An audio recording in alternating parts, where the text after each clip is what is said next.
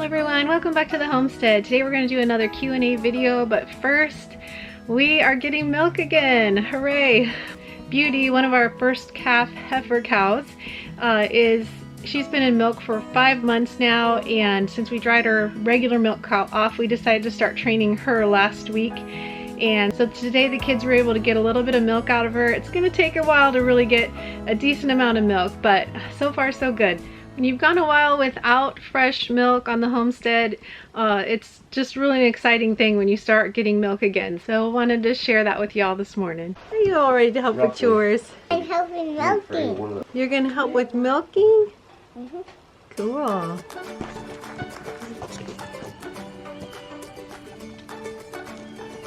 Hey,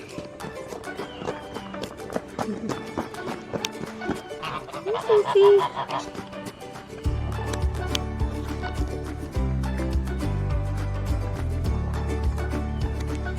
There goes Kip to work. Bye.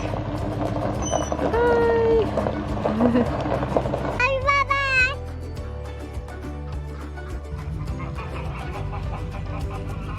Love me, Tatty. That Webby's a little much, isn't he? Daisy's a good girl. Yeah. You're a good boy too, Webby. Just a little rambunctious sometimes. Beauty!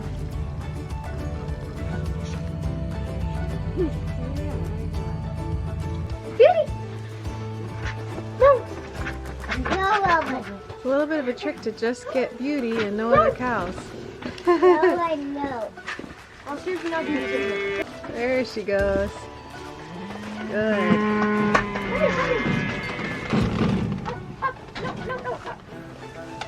Good girl.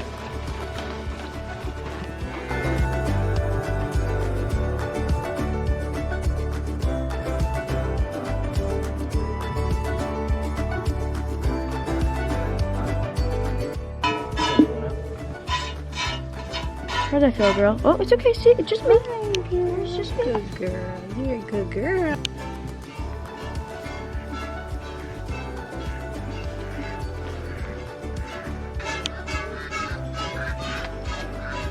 Not sure, but You watching?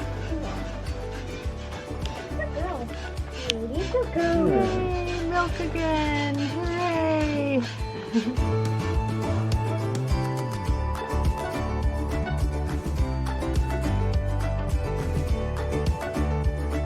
Alright, so this month's Q&A, we're actually just going to use questions from last month because we got so many.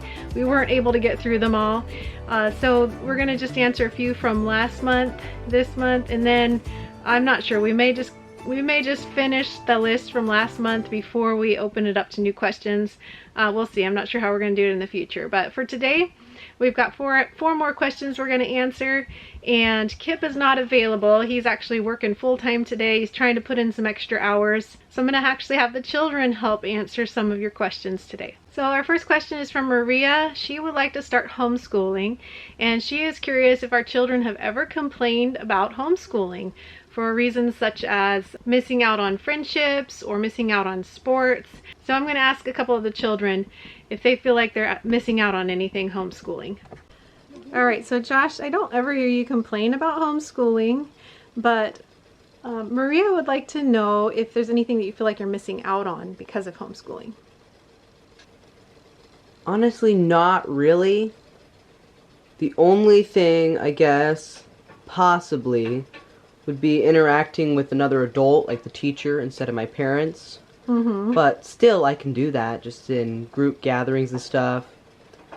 And a lot of people ask about friends and socialization, but honestly, I don't think I would find many friends at the typical public school at all. Just because it would be so different, and so few would be actually in him. It'd be more like me trying to minister to people and less having friends there. Yeah, be more of a outreach. Mm-hmm. Missionary work or ministry, huh? Yeah. Yeah. Okay, cool. All right, Esther Pie, what about you? Do you feel like you're missing out on anything because you're homeschooling? Not really. because I would probably get picked on a lot because I'm smaller and stuff. And I'm the kind of person that loves to stay by my family. So leaving for almost the whole day to go to public school, I would not like at all. Yeah, you are definitely a homebody, huh? Like your mama. Well, I went to public school, and if I was your age, you would be my best friend. I wouldn't pick on you a bit. I just want to be your best friend. Yeah, and you've got some really sweet friends that you've been able to interact with. Not every day, but lately it's been almost every day, huh? Yep. With our friends from California moving out here. So that's pretty cool. You get a lot of sports activities in a way with your brothers too. You guys play all kinds of different games, huh? Yeah, and another thing is, doing homeschooling normally gives me a lot more freedom to do the things I love. Yes. Like, what do you love? Painting, gardening, and things like that. Yes. And more I like to do actually the hands-on stuff, not just like sitting and writing about the things or learning on a computer or whatever, things like that. I like to actually do it hands-on myself. Yeah. You're a hands-on learner. Cool. Thanks for sharing, Esther Pie. You're welcome. All right, so Maria also wanted to know what our thoughts are on smartphones, if children should have them, and if so, at what age. I think that's a really tough question. It's going to completely vary on your situation, and I think the biggest thing is if a child or teenager, young adult, has the self-control to use the smartphone appropriately according to your family standards, then yes. But if there is no self-control, no discipline, and it's being used in ways that your family doesn't agree with, then I would say no, not okay. In our family, my husband has a smartphone because he's out and about. He does all the shopping for us, and we need to be able to connect with him. He has to use it for clocking in and out of work, that sort of thing. Lots of uses for him right now. I personally don't have a smartphone. I never have had one, and I never want one. Our oldest son, who's 19 and starting an online business, has one, but he really only uses it for account verification and business related stuff. That's pretty much it. He hardly uses it at all. And we do have two smartphones that were given to us a few years back for the purpose of filming and creating videos. So the children will use those occasionally for more so photography than videography. And then also those phones do get used once in a while for listening to music or for doing Discord. But that's it. It's photography or videography, Discord, or music. If our children need to get on and do some schooling online, we have computers for that. We just really try and encourage them to stay off of devices as much as possible. They do get a little bit of free time, and if the weather is bad, they're able to use their computers for some free time, but for the most part, we discourage that and try and get them to be outside or interacting with other people and not on the screen so much. All right, next question is from Diane. She wants to know what we do on Shabbat. That is our Sabbath, Saturday, actually sundown Friday night to sundown Saturday night. It really depends on the weather, and it depends on how exhausted everyone is. But we typically do have some worship time and family prayer and Bible time at some point. Sometimes it's Friday evening, sometimes it's Saturday evening, or just any time in between. When the weather's good, we like to be outside. The kids will play games. Sometimes we go on walks. Sometimes we'll hop in the truck and just kind of do a little scenic drive around the neighborhood. If the weather is bad, we tend to stay inside and maybe watch a movie together, play some games together.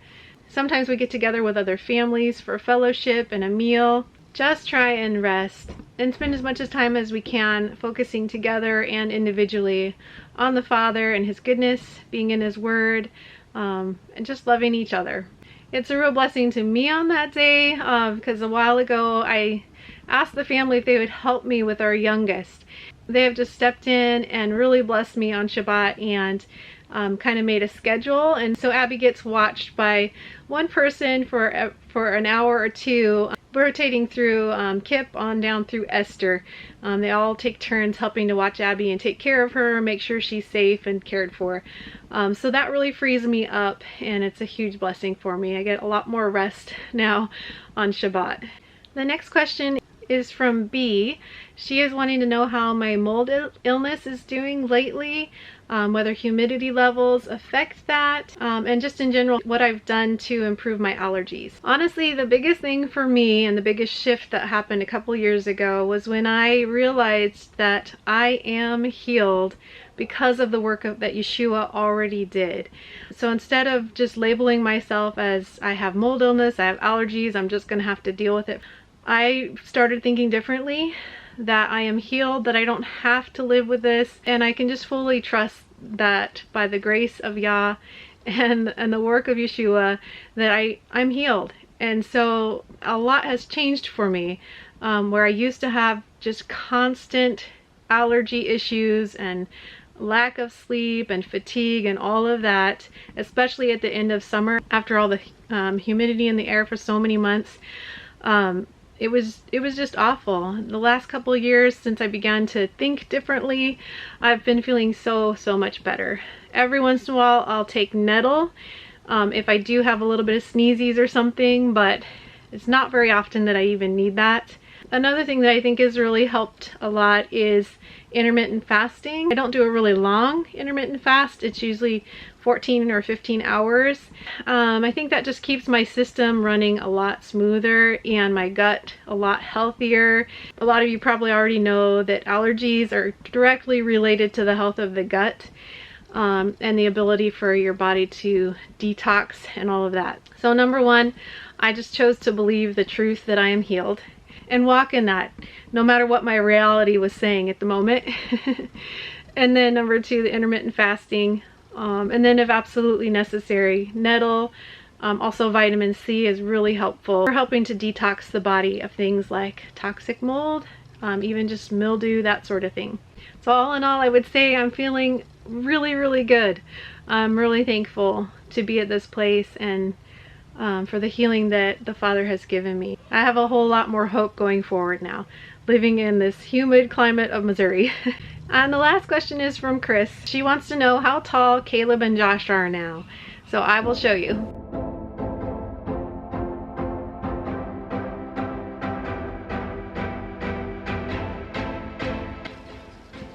I'm 5'6". I'm 5'11". All right, you both passed me up. Caleb's passed up Daddy, and Josh is getting close to catching up with Daddy. All right, guys, before I close out this video, I want to start something new. We often get gifts from people, sometimes from our Amazon wish list, sometimes just random gifts. And in the past, I've not put a whole lot of that on video because I didn't want to miss anyone and make anyone feel left out. But in doing that, I realized that I've kind of missed everyone. So I'm going to try and start just at the end of our videos real quick, giving some thank yous to people who have blessed us with gifts.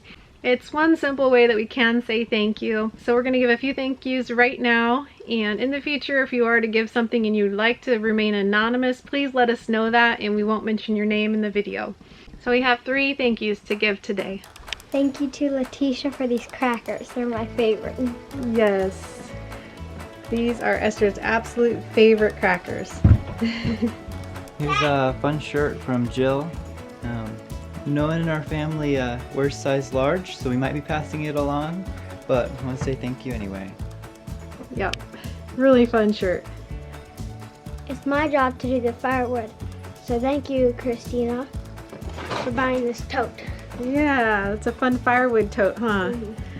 So when you just need a little bit, you can use this little tote, or for like our rocket mass wood, which is smaller.